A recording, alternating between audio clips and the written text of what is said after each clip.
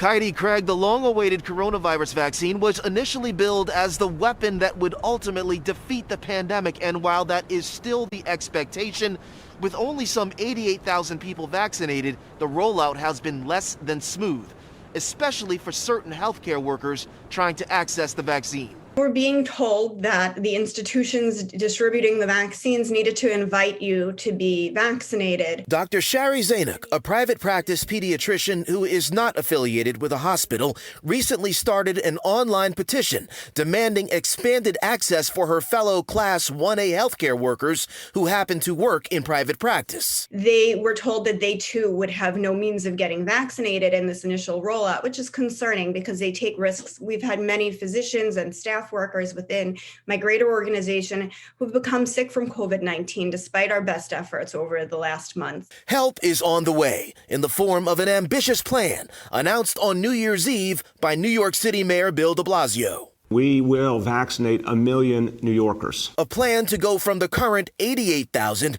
to a goal of 1 million New Yorkers vaccinated by the end of January 2021. We have the will, we have the sense of urgency, we have the capacity, we have the know-how. The city health commissioner sent out a letter this week offering preliminary details on the dramatically increased number of PODs, or points of distribution hubs placed in targeted locations in order to meet the goal of 1 million vaccinations. For the places and the people who have been hardest hit by this vicious virus. The city plans to immediately begin opening 250 new hubs at neighborhood-friendly sites like school gyms and community centers.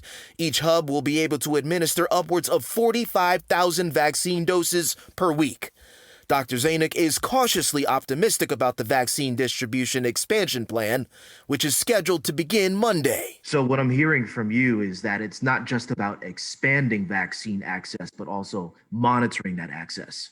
It's a little bit of both. I think there has to be a little bit of monitoring to make sure that, it's going to the appropriate groups in the order delineated by, the Department of Health.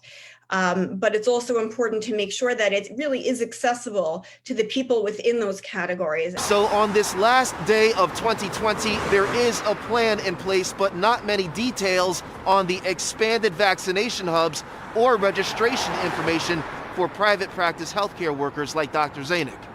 A spokesperson for the city health department says we should have more information next week. In Kips Bay, Jay Dow, Pix 11 News.